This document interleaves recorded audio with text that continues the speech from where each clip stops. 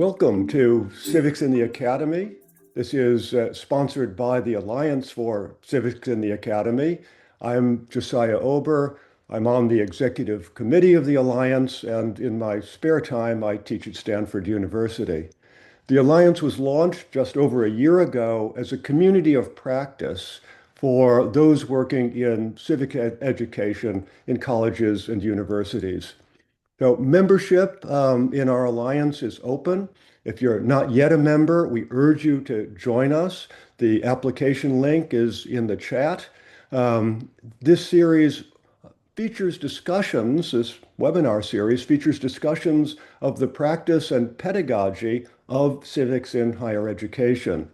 Our goal is to foster dialogue, to share best practices, and to contribute to pluralistic frameworks in the fast-changing field of civics in higher education. The Alliance also provides seed grants for members to host meetings on topics of importance to civic education, disseminates teaching resources, and supports dialogue by publishing members' research and commentary.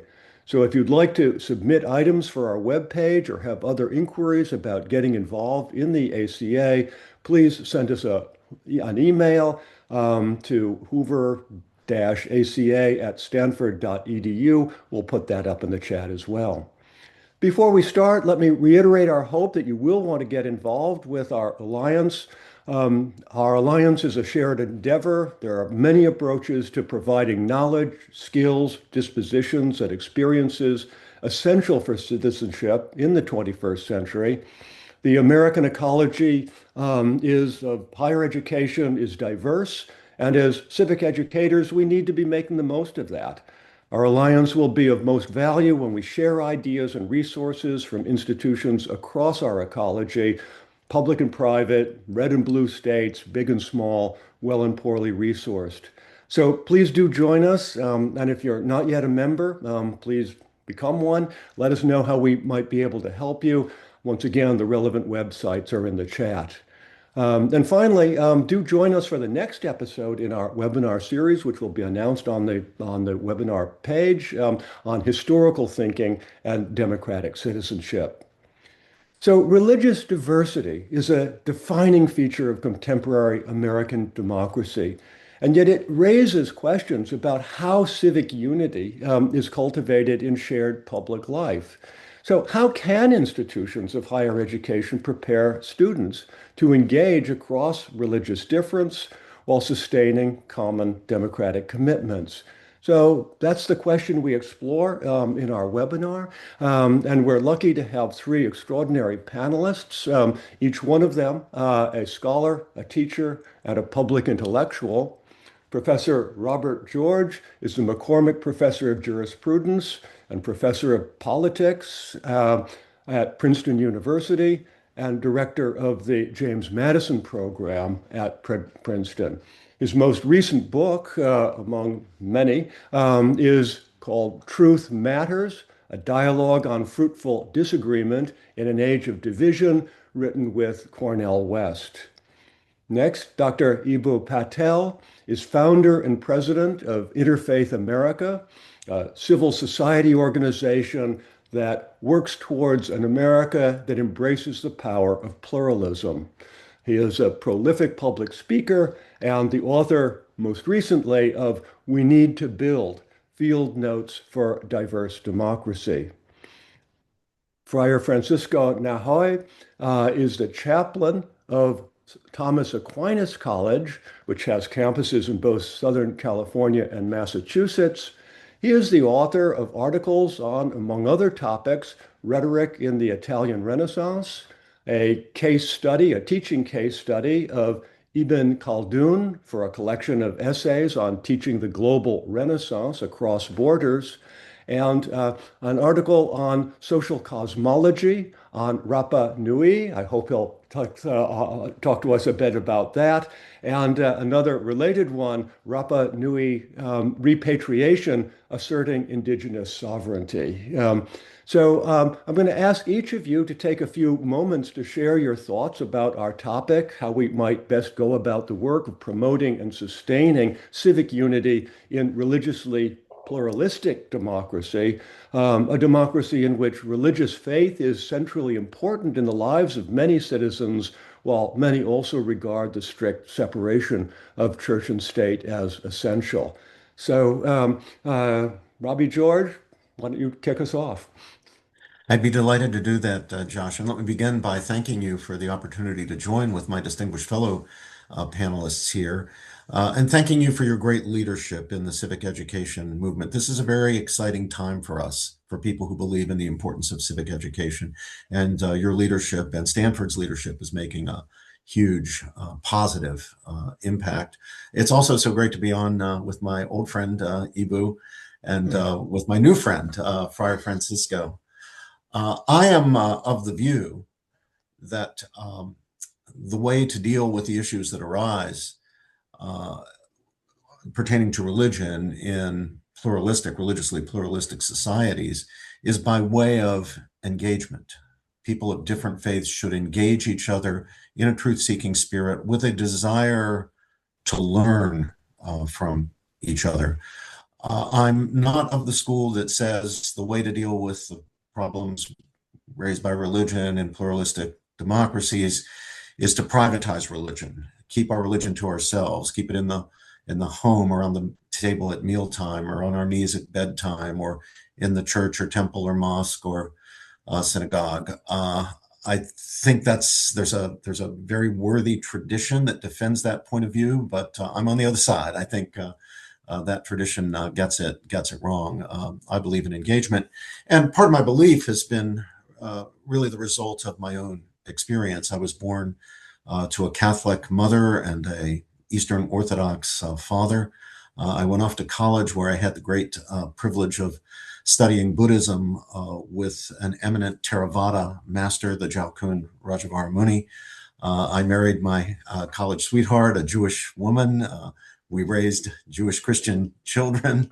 And then early in my academic career, I began engaging seriously with evangelical Protestants and getting to know people from that tradition.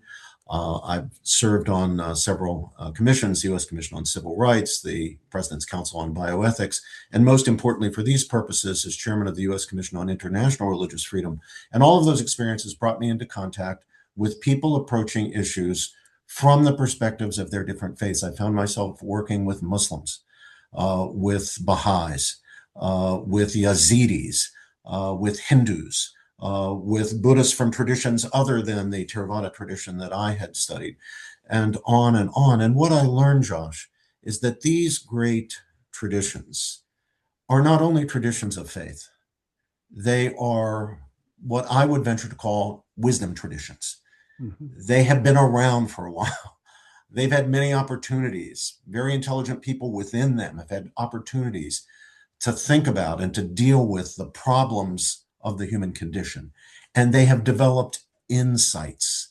And all of us can learn from the wisdom, from the insights of people who come from traditions very different from our own. So I would like that, Josh, to become the norm in our own pluralistic United States of America, where we treat each other not only with respect, that's important, and if it was the best we could do, I'd settle for it, but we treat each other not only with respect, but as fellow citizens from whom we can learn, learning from their traditions, reflections on human nature, the human good, human dignity, and human destiny.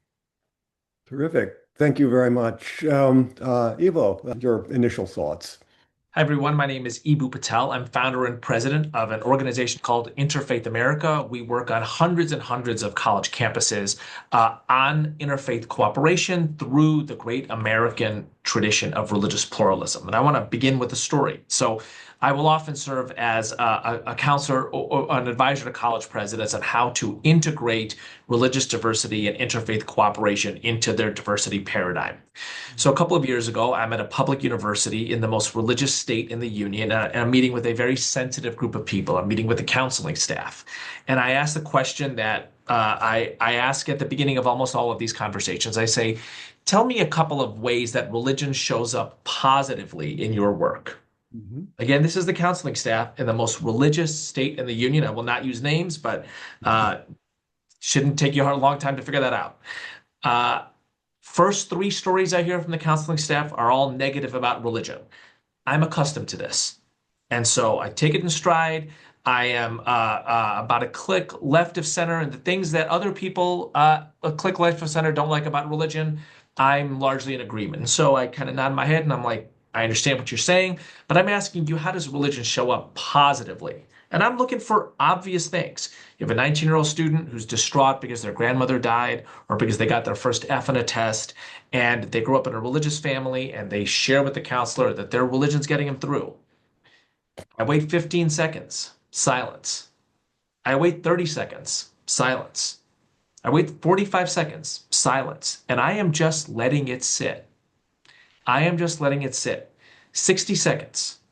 40 people on the counseling and well-being staff at a large public university in the most religious state in the union could not share a single story of how religion showed up positively in their work. I have been doing this for 25 years. I visit 25 college campuses a year. I do everything from run workshops with students to make presentations to college cabinets and university boards. That is not the exception. That is not the exception. So, what if the last 15 to 20 years of diversity work in America were characterized by students reading the Flushing Remonstrance and the Letter to the Hebrew Congregation of Newport, Rhode Island, more than Foucault and Marcuse? What if they read Kwame Anthony Appiah's Cosmopolitanism and the Lies That Bind, where he says at the beginning of those books that the most challenging dimension of his parents' relationship, one black, one white, one from Ghana, one from England, was not the race or the nation. It was that one was Methodist and one was Anglican, and they had to figure that out. What if there was a deep intellectual reading of the kind of work that James Madison and Thomas Jefferson did in the development of the Virginia Statute for Religious Freedom, and how their creation of the world's first attempt at religiously diverse democracy gets invested into the political architecture and the civic life of the nation? What if we recognize that in other countries, it is common to have a Muslim fire department and a Catholic fire department that only responds to fires on the Catholic or the Muslim side of town, respectively? What if we got deep into Robert Putnam and asked the question that as religious belonging erodes in America, what will happen to our civic life? What's going to happen to Southern Baptist disaster relief services? What's going to happen to Catholic schools that rely on people showing up in church and putting $20 in the basket as it passes by? What would our nation look like if instead of the last 15 to 20 years of diversity work focusing on dividing people into racists and anti-racists, it focused on cooperation across difference, recognizing that the American genius is the ability to disagree on some fundamental things and to work together on other fundamental things. And the tradition in which we acquire that genius is working with religious diversity. And we were graduating people from our institutions that could help strengthen a religiously diverse democracy, and realize that if you can do this around religious doctrine, you can do this around political ideology. What if this way of thinking and these civic practices became central to the development of civic thought programs, and nobody graduated without reading the letter to the Hebrew Congregation of Newport, Rhode Island, or the Flushing Remonstrance, and asking the question, how does this apply today? Thank you. Friar Francisco, the floor is yours. Thank you very much. I'm delighted to be part of this panel and to learn from my fellow panelists. I don't think we've ever met before, but I'm aware that Dr. George has worked extensively with my former employer, Sheikh Hamza Yusuf, who's the president of Zaytuna College. I spent 8.5 years on the faculty there before coming now to Thomas Aquinas College. So from a Muslim great books college to now a Catholic great books college. I think I'd I'd start by saying that my earliest remembrance of what today we would call engagement with America's religious pluralism came on the steps of the Jackson County Courthouse in the late 1960s when my dad became a citizen of the United States. I remember vividly that after the ceremony, we all adjourned to the lawn in front of the courthouse, and everybody who became a citizen that day brought food, picnic basically, from their respective countries and traditions. And I took it upon myself to visit every single one of them. Now, my motivation, of course, was purely hedonistic, but the experience that I had as a small child was one of ebullient interaction with men and women, with families, and consequently with religious perspectives from all over the world. And I think it's really, it redounds to my parents' credit that though I grew up in a Catholic household, it was one that was very outward looking in that respect, and one that modeled engagement not only with persons, but with the religious traditions to which the persons belonged. Later, as a student at Phillips Academy in Andover, Massachusetts, my headmaster was the late Dr. Theodore Sizer, whose genius really not only oversaw coeducation when Abbott and Phillips Academies were merged there in Andover, but also the creation of a tripartite at the time school chaplaincy. So our chaplains were a rabbi of the Reform tradition, a United Methodist minister, and an Augustinian friar who was the Catholic chaplain. So in that environment, I think it's not an exaggeration to say that in consequence of the religious pluralism at Andover in the late 1970s, when I was a student there, I became a better Catholic. And I want to underscore that this is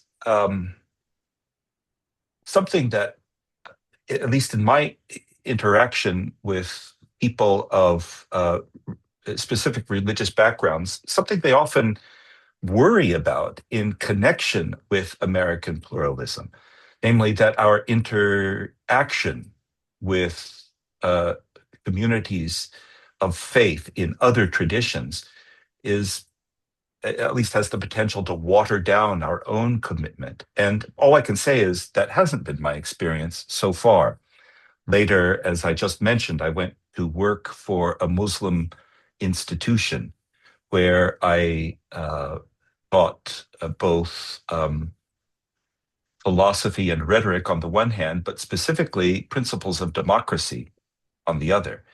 And I found myself again and again reading classical texts, take, for example, de Tocqueville, through an entirely new lens. That is to say, a lens informed by the explicit Muslim content, the Islamic content of the curriculum at Zaytuna College, which is attempting to teach side by side both Western and Islamic traditions. So I've had a number of wonderful experiences in the course of my lifetime, not only of American pluralism, but specifically religious pluralism, and in ways that I found have not only improved my experience as a citizen of these United States, but also as a Catholic, and one who is engaging both his own faith and his faith in the context of American civic pluralism. Thank you very much. Robbie George, I've often told the story about how the Stanford Civics Initiative had its origins in some ways in a talk that you gave here at Stanford on free speech. So I'd like you to talk a little bit about your own work. I know you've been dedicated to free speech, academic freedom for your whole career. How do we think about free speech in the face of the demands of some sincerely religious persons, whether they're in state legislatures or otherwise, for censorship of materials that they see as promoting lifestyles that they regard as just fundamentally wrong or even sinful? How do you respond to that kind of challenge? And once again, imagining that the challenge you're responding to is a sincere one. These people Sure. are genuinely concerned. How do you talk with them? I believe they are genuinely concerned. I don't think that's a pretext at all. I mean, I've talked with many people, debated many people who think that we've gone too far with free speech, or who believe I go too far in defending free speech. I'm often accused of being, and not without justice, being a free speech fundamentalist, as you know. Um, but let me just toss a couple of considerations in here, Josh. First, especially if we're talking about education, and most especially if we're talking about higher education, colleges and universities, I think we have to be clear about what our mission is. And our mission is truth seeking. That's it. It's the pursuit of knowledge of truth, advancing understanding, deepening understanding. It's the preservation of truth once it's been securely um, attained, to the extent that we can ever securely attain truth. And then the transmission of knowledge, the teaching mission, which to me fundamentally is a matter of helping the young men and women entrusted to our care as our students to form themselves to be determined truth seekers and courageous truth speakers. So I think that mission is important if we're to understand the role of free speech. Now, the second thing I want to toss in is this. As you know, Josh, because we work in broadly the same field, I've kind of made my career in no small part by being a critic of the kind of liberalism or political liberalism that is associated not only with figures like the late and very great John Rawls, but also John Stuart Mill. I've been critical of Mill's utilitarianism. I've been critical of some aspects of Mill's libertarianism, his general libertarianism. But in that second chapter of Mill's great work on liberty, that great essay on liberty, where he takes up the question of what he calls liberty of thought and discussion, what we would call free speech, he identifies the importance of free speech as fundamentally instrumental to the project that all of us, whether we're in educational institutions or not, should be about the business of pursuing, and that is truth. Mm-hmm. And I think he's 100% right about that. That if we are to be truth seekers, if we're to be determined truth seekers, then we're going to need the freedom to ask any question, to question any orthodoxy, any dogma, political, religious, ideological, whatever it is. We're going to need the freedom to object, to inquire, to challenge, to criticize, because it's the only way we're going to get to the truth, or at least nearer to the truth, or deepen our understanding of the truth. We're never going to get there perfectly. We all know this. Whatever truth we attain, it will always be admixed with some measure of error. But we also know right now that each and every one of us, everybody on the planet, has some false beliefs in his or her head. We all do. We all know we do. The trouble is we just don't know which ones the false ones are. We believe what we believe because we believe it to be true. But we know not everything we believe is true. So if we're going to make any progress towards swapping out at least some of those false beliefs and swapping in true beliefs, we're going to have to be willing to allow people to challenge our beliefs. And this pertains not only to the trivial, minor, superficial things in life, things we don't care that much about, where it's easy to admit, not just notionally, but deeply existentially, easy to admit we could be wrong. But it pertains, let's be honest with ourselves, to the deep, important, profound questions, the things we really care about. We could be wrong about those too, those deep questions of human nature, the human good, human dignity, human rights, human destiny. So again, that means we need the freedom to challenge, and we need to be willing to be challenged. The other side of the freedom is the virtues that we need to be truth seekers. If we're to be truth seekers, we need conditions. Those conditions have to be marked by freedom, but we also need virtues. We need the virtue of intellectual humility. That is the willingness to acknowledge that we could be wrong and very well might be wrong, not only about the minor things, but also about the big important things, not only about things we don't care that much about, we're not deeply emotionally invested in, but the stuff we're really deeply emotionally invested in. And we need the courage to be willing to detach ourselves enough from our emotions to consider whether, in fact, we might be wrong about this thing or that thing that we really deeply care about. So there are two sides here, conditions and virtues.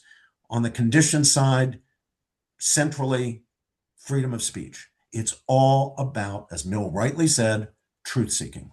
Friar Francisco, you teach in a Catholic college that was established specifically to be a Catholic institution. How do you respond to this? Do you think it is a part of your mission as chaplain, as teacher, to expose your students to this possibility of error, which might be seen as challenging to the tradition in which your college was established?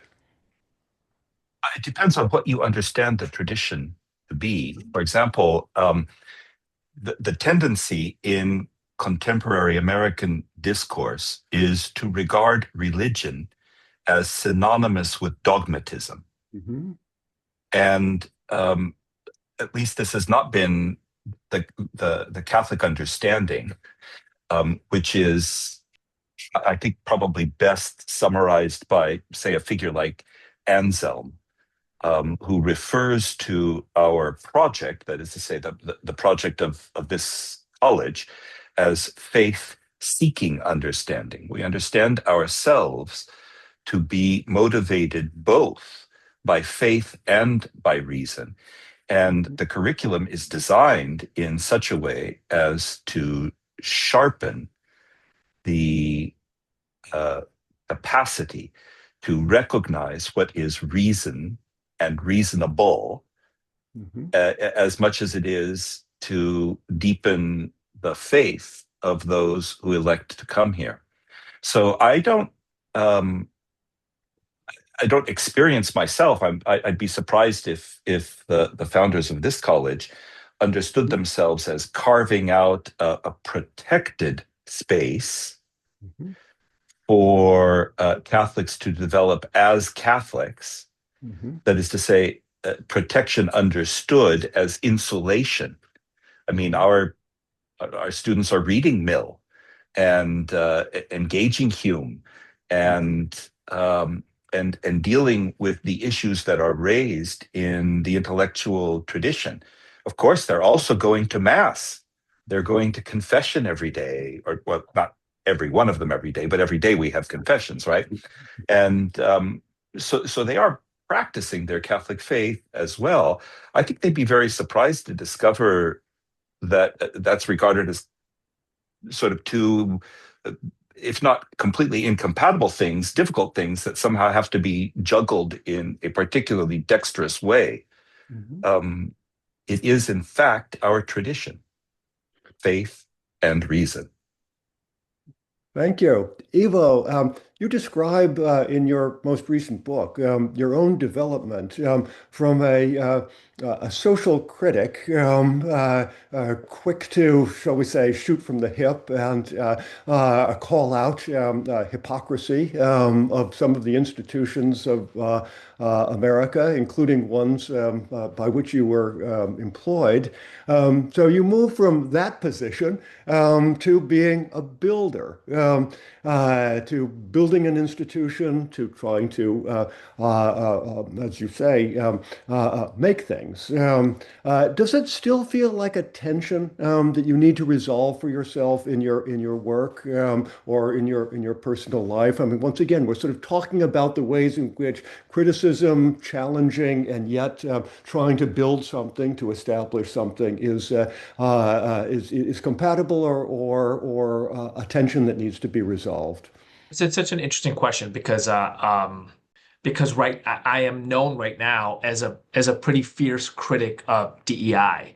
Although I think of it as a tragedy, which is to say, I think of what DEI could have been instead of what it became. And so in some ways, but I feel like I am doing it for a very different reason than I did in my early 20s. So maybe I'll just tell a little bit of the story, in part because your institution is where the story took place. So I kind of come out of, if you will, political correctness in the mid 1990s when I was a college student, kind of the 90s version of wokeness or anti-racism, if you will.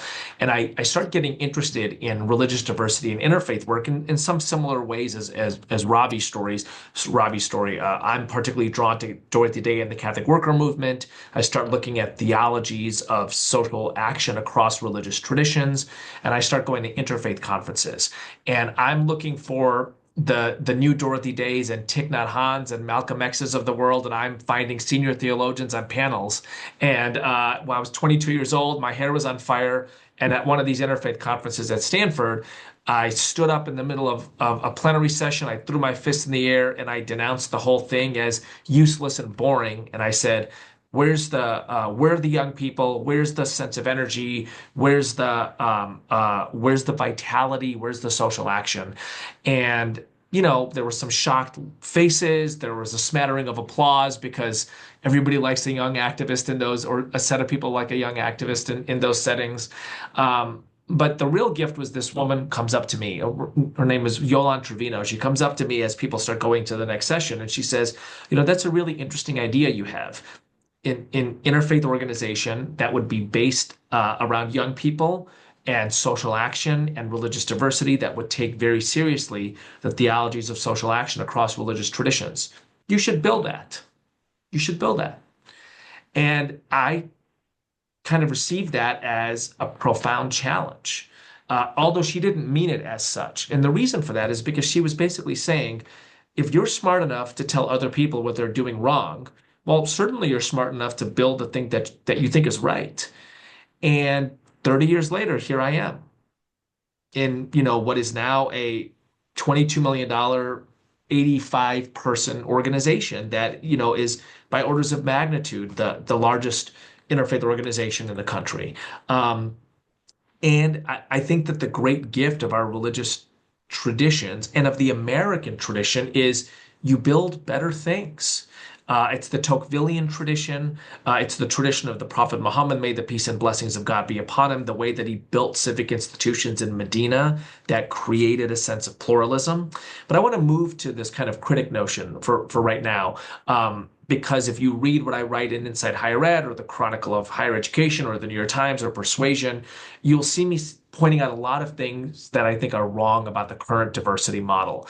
And the reason for that, I think, is because it took a sharp turn into dividing into us versus them and into encouraging people to tell victim stories rather than agent stories.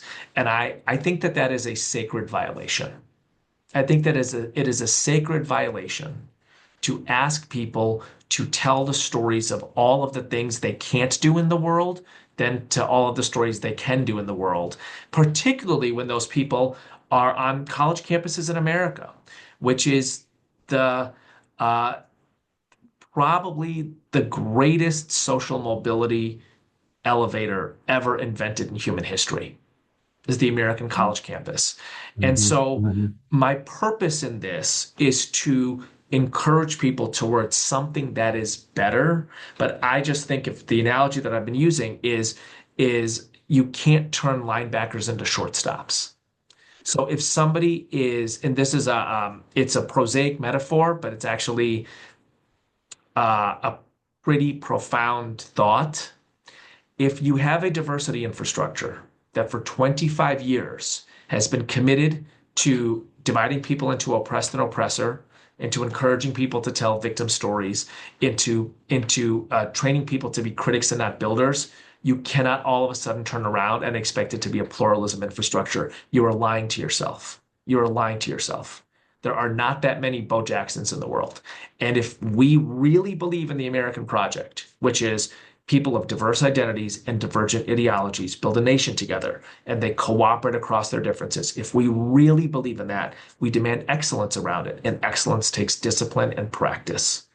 Josh, may I offer a comment? Please. Please. Yeah, so I travel around the country speaking at universities, colleges, and universities, public, private, non-sectarian, religiously affiliated.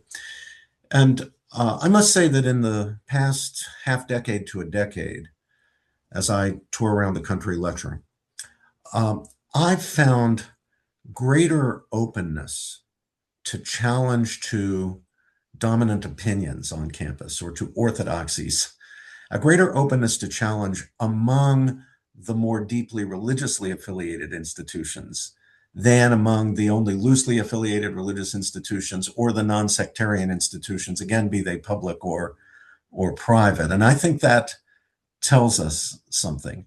I find more openness, for example, at Brigham Young University, Latter-day Saints University, or at the University of Dallas, a Catholic university, or at where Friar Francisco used to teach at Zaytuna College, the new Muslim liberal arts college in Berkeley, California, than I do at Yale or at Williams or at the University of Illinois.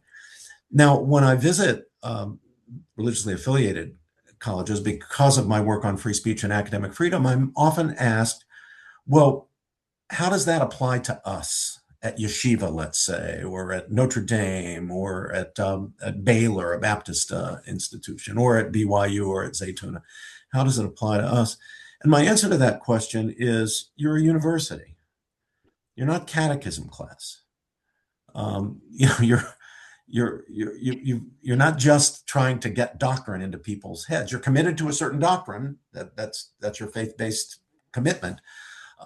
But you're a university, which means that the norms that should govern you as a truth-seeking institution are going to be much more like than unlike the norms that should govern at a non-sectarian institution. Now, it doesn't mean that they're identical, but it does mean that they're pretty darn close. It does mean that if you're at Notre Dame or Yeshiva or BYU or Baylor or Zaytuna, you should know about, you should read, you should confront Nietzsche or Hume or Marx or any of the other great figures of history who've challenged theism or challenged your Jewish or Christian or Muslim tradition of faith. You would not be educating your students properly at Notre Dame or BYU or Zaytuna if they came out not having had a genuine confrontation with Nietzsche or with Marx or with Hume. And I mean here, not just setting up a straw man and knocking him down.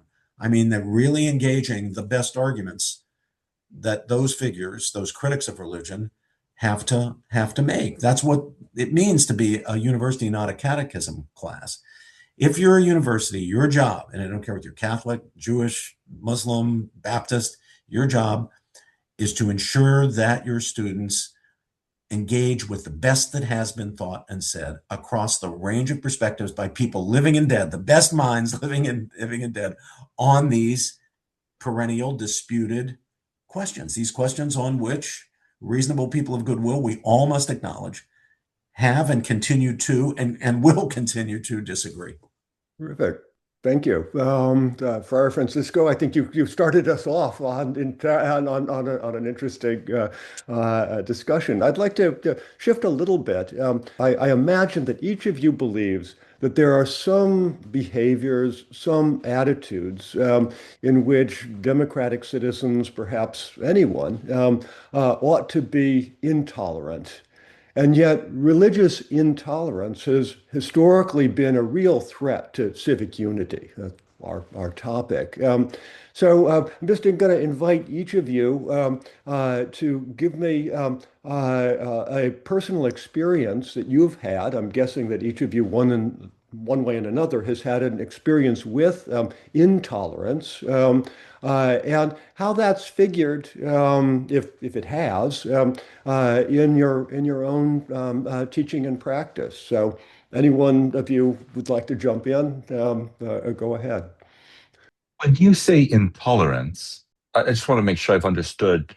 Are you asking for examples of an explicitly religious kind of intolerance, or is any kind of intolerance Yeah, I on the mean, table here? yes, I think any time is. I mean, our topic is religion and civic unity, but it seems to me that as we've been talking about things, we've been talking about engagement, needing to get people to understand and think seriously about other traditions or other ways of thinking, other ways of living their life. And Intolerance seems to be, at least at its core, to be a structured refusal to engage in that way and to say that I'm going to shut that down because I cannot tolerate it. Now, as I say, I started out saying some things I accept as being intolerable.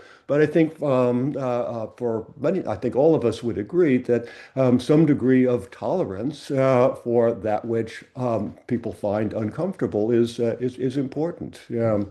So it's just throwing it out. Maybe it's I had an interesting experience a few years ago.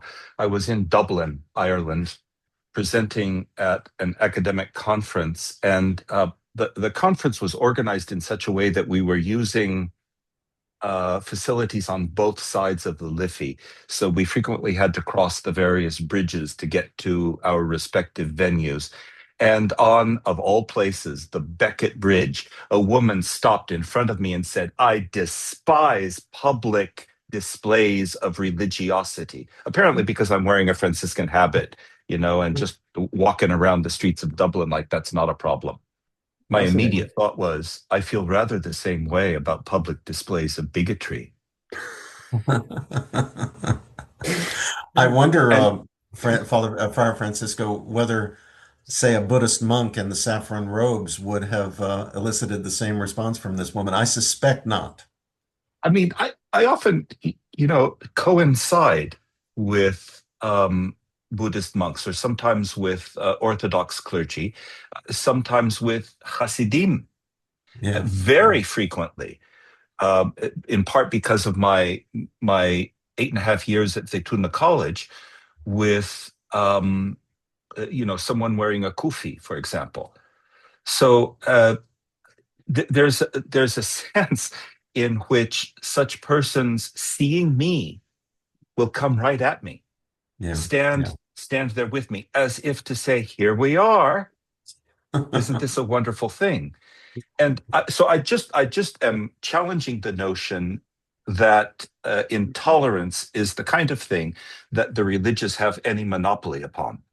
No, of Oh, course sure. it's Oh, not. I was part of my thought was that the religious suffer intolerance from the determinedly anti-religious. So it's not it doesn't have to go any one way. Well, human nature being what it is, the temptation to be dogmatic and ideological and bullheaded and mean crosses religious lines, crosses ethnic lines, crosses ideological lines. But maybe, Josh, we could begin by talking a little bit about the things we should be intolerant of, because they really are intolerable. I would start that list in the university world with intellectual dishonesty. Mhm. We cannot tolerate that. We cannot tolerate that among our students. We cannot tolerate that with our faculty. It is simply incompatible with the truth-seeking mission of the institution, with the vocation of the institution, with our own vocation as scholars. And of course, the same when it comes to things like incitement to violence, harassment, defamation. There are some categories of speech that even a fundamentalist free speech advocate like myself realizes, those are not in First Amendment law we call the not protected speech. Those are not protected categories of speech. We have to be intolerant of those things.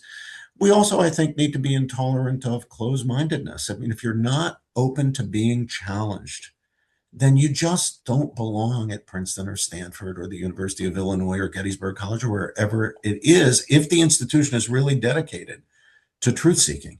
You know, if you're not willing to acknowledge your own fallibility, that you might be wrong about things, then you're just not going to benefit from the place, and you're certainly not going to confer any benefit on the place. So I take a pretty strictly intolerant line toward those sorts of things. But I do think we have to be tolerant, in the words of the principles adumbrated at the University of Chicago, which we've now adopted at Princeton, the University of Chicago free speech principles.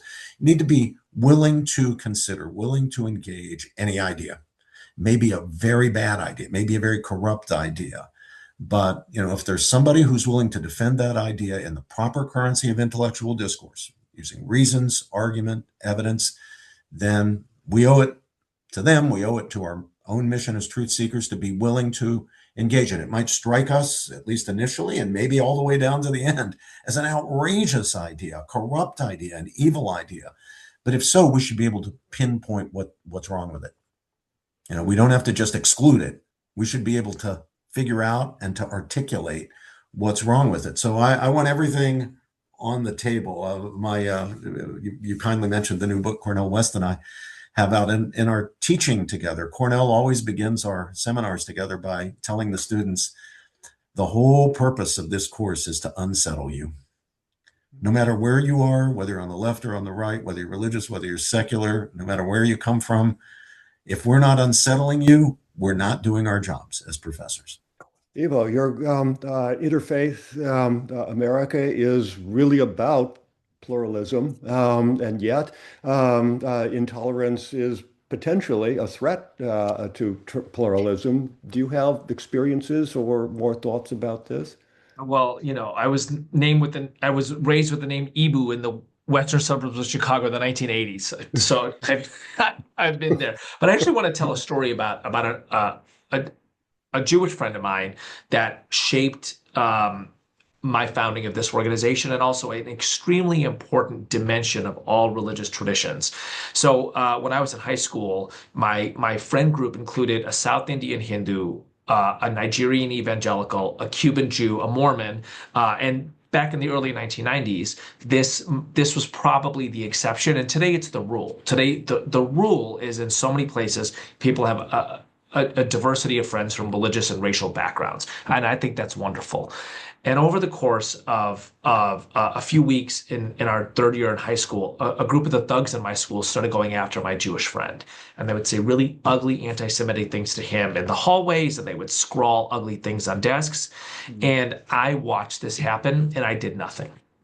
And you know, my friend like kind of shrank into the shadows. I watched that happen, and you know, again, I did nothing.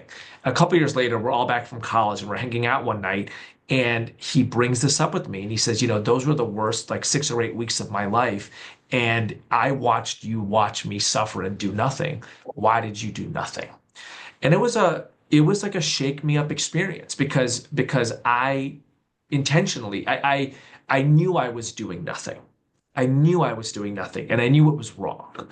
And I shared it with my dad that night, and my dad was so angry at me. And he said something that has stuck with me deeply. He said, "You failed your friend and you failed your faith." What's interesting is that my dad is not a ritualistic Muslim at all, but he is deeply shaped by the ethics of the tradition. And for him, the ethics of the tradition mean that part of what we are called to as Muslims is we stand up for people of other faiths when they are suffering. And he named the story of the Prophet Muhammad standing up when the funeral of a Jew went by. Told the story of the prophet arguing with the Christians of Najran over theology, over the nature of Jesus. And when this group called the Christians of Najran said that they needed his safe leave to go out of the city and do their prayers and return and continue the theological argument, he invited them to pray in the masjid that he had built in Medina.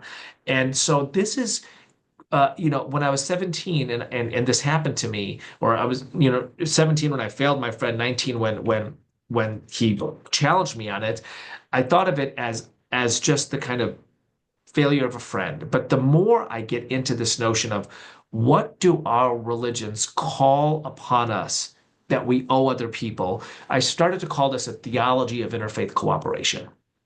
Theology of interfaith cooperation, that in every religion, there is some version of the Great Commission, right? And in some religions, it's more explicit than others. And Christianity and in Islam, the Great Commission is pretty explicit: convert others.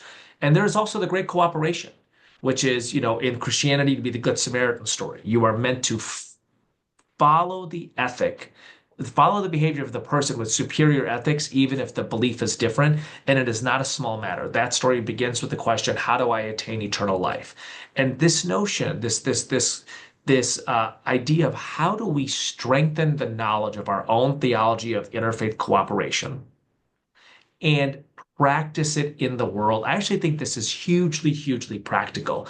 So give you just a quick kind of example of I often say, if you graduate from flight school, you have to know how to fly a plane. You have to know how to fly a plane. So what is our version of that in the humanities or social sciences? If you graduate from, if you come through an Interfaith America intensive fellowship, or if you graduate from Princeton, what should the public be able to trust you to do? So here's one way to think about this, which is if there is a disaster in your city and the diverse faith-based organizations have come in to help with that disaster, which happens everywhere. God bless, we live in a great country in that regard. And here's Mormon disaster relief services and Southern Baptist disaster relief services and Jewish and Catholic and the like. Will your graduate know enough about the different traditions to be able to speak of them appreciatively? Will they know enough about the sociology of their communities to effectively coordinate those disaster relief services? That's the kind of, David Brooks likes the line, what the graduate of elite education should be able to do is be acceptable at a dance and indispensable in a shipwreck. That's a shipwreck. That's a shipwreck. And diverse faith communities show up in a shipwreck. And can our graduates coordinate them effectively for the benefit of the common good? Great. I'm going to take a few questions. We have just a few minutes left. Roberta Katz asks, in the context of interfaith conversations, how does one bridge religious ideologies that demean, even condemn to hell, those who are not co-religionists or are non-believers? And I think, Friar Francisco, you offered to pick up on that question. Or at least to start one level of response, but I'd be surprised if others don't have things to say as well. First of all, at least in the Christian tradition, it is not the one arguing who condemns others to hell. If there's any condemnation, and this is a shocking thing, really, it's not even God who condemns. In the end, hell is chosen by those who prefer it to the alternative of the searing truth that is God. So if I can transfer something that Dr. George just said about the one intolerable thing being intellectual dishonesty, there is a deeper species of that threatens every human being. And that is resistance in knowing the truth about ourselves, right? This is not just the Delphic paradigm. This is what stood between, for example, Simon Peter and the fulfillment of his very lofty ideal, Lord, I would die for you. To which the Lord Jesus responds, you? You would die for me? I tell you, this day, this night, you will betray me 3 times. It's not Peter's sincerity that anyone doubts. It's his self-knowledge. So the idea that the religious, ipso facto, that is to say, because they are religious, are sooner or later in a position of the dogmatic condemnation of others, I think it's not actually correct. If we look carefully at, for example, the Great Commission to which Dr. Patel just alluded, if this is not first and foremost an expression of love, it is best that we let others undertake it. We are meant to love one another as the Lord has loved himself, and that includes our neighbor as ourselves as well. So I want to say that if we do encounter this kind of quote unquote religious intolerance or demeaning of others, we really need to look carefully at the whole tradition, because I'd be surprised to encounter a religious tradition that does not already have its own correctives in place for the kind of demeaning attitude that Roberta Katz has alerted us to. In my experience, not only Catholicism, but Judaism and Islam are replete with instances that would challenge precisely the demeaning of others because of their religious convictions. And the example that Dr. Patel gives of the Good Samaritan stands foremost in our minds.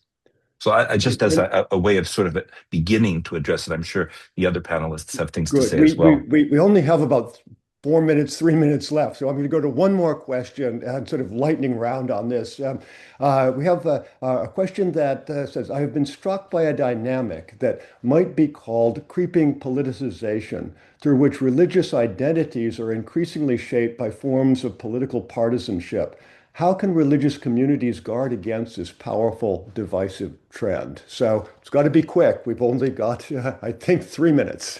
There's a fine line here too. It's a great question. There's a fine line here to walk because traditions of faith are prophetic, generally speaking, prophetic traditions. They have something to say by way of social criticism.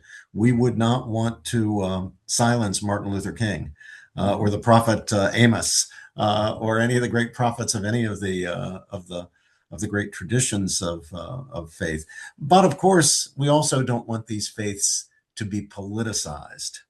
The faiths should be shaping our political views. It shouldn't be the other way around, where our political views are shaping our faith. You shouldn't choose a faith because it lines up with the political view that you have. It seems to me that gets things exactly backwards. So, if we're criticizing the politicization of religion, and there's plenty of grounds for criticizing that today, let's do it very carefully and self-critically, so that we don't end up condemning figures that we rather like the prophetic witness of in the public square, even though they're going to be talking about political things like Martin Luther King. I think the hidden genius of American life is our civic institutions, and here's what I mean by this: it's the institutions and spaces. I'm going to be precise in my definition here, as an academic would be, that bring people of diverse identities and divergent ideologies together in non-controversial, concrete activities that guide cooperative relationships. So Perfect. I'll give you a very prosaic example. There was on my son's Little League team a few years ago, there was a guy known to be pretty pro-Palestinian and a guy known to be pretty pro-Israeli who were the assistant coaches in the team. And I thought, is this going to blow up this Midwestern baseball league? And it didn't, because the kids referred to them as first base coach and third base coach, not pro-Palestinian dad and pro-Israeli dad. And it is our religious institutions. It is institutions founded by particular religions that build civic life in America. Catholic universities are a great example of this. Jewish refugee resettlement organizations are a great example of this. Muslim social service organizations. Particular communities have built civic institutions that serve everybody by bringing them together in these concrete, non-controversial activities that guide cooperative relationships. That is the hidden genius of American life. That is the most remarkable fact and it's the least remarked upon. And the question is, how do we strengthen it into the next generation? Well, we have come to the end of our time. Thank each of you, Robert George, Eboo Patel, Friar Francisco Nahoy.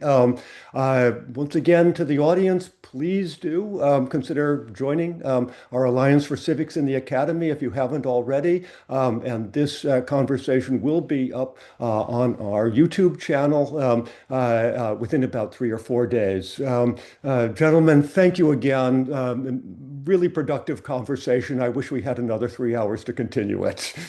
Thank you, Josh.